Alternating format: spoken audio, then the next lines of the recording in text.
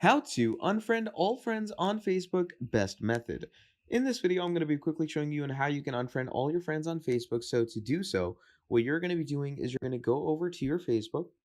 And once we're in our Facebook, we're going to go to our profile. Once we're in our profile, what you do over here is you're going to go over to your friends. Now, do make sure that the profile you're going to is your main profile.